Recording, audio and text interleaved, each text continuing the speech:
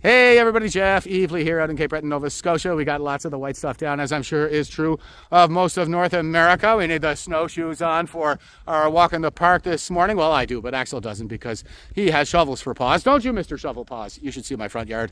And hopefully this doesn't turn to rain again because that would be a real mess. And speaking of messes, have you seen the CPC bros, that propagandistic bunch on X who produced the cult of personality around Poilievre in the lead up to the last election, spinning away from the latest Abacus research polling data showing that Pierre Poilievre is deeply unpopular amongst Canadians? And they're going, oh my God, this is a fake poll. And oh my God, it's a psyop. Oh my God, an election's coming when they're ramping up the psyop like this.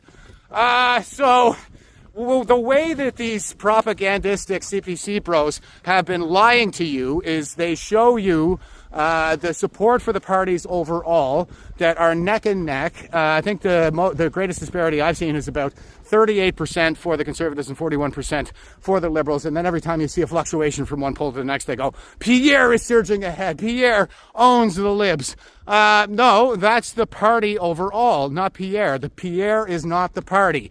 The proper metric that they would show you if they were engaging with you honestly would be the net favorability reading for each leader, for Pierre and for Carney. And as I've been pointing out since the last Angus Reid poll came out in November, Pierre is deeply unlikable. Angus Reid had him at a net favorability rating of -26 in November. That puts him right in the middle of the pack for the most unpopular prime ministers in Canadian history at the time of their resignation. And Carney is at +13. That's a 39-point disparity. And if the parties overall are at neck and neck, and most Canadians actually just vote for a prime minister, could you imagine what your party's numbers would look like if you didn't have a child butcher and creep like Pierre Poilievre for a leader?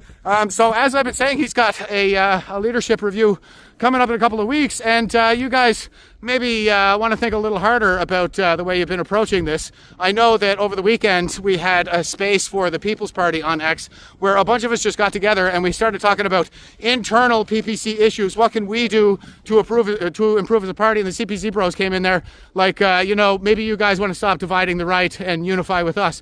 Well, I didn't waste any time in telling them, I did support Pierre Poilievre right up until I called him for help when the Children's Hospital of Eastern Ontario started stalking and grooming my 16-year-old daughter for biomedical transition to male while I was deployed to Iraq, and he went ahead and he voted for the conversion therapy bill 2 more times. So, shame on me for destroying all that unity, right? Well, I tell you what, CPC bros, you got an election coming up, you got a leadership race coming, you got a leadership review coming up. Maybe it's time for you to look inside yourselves.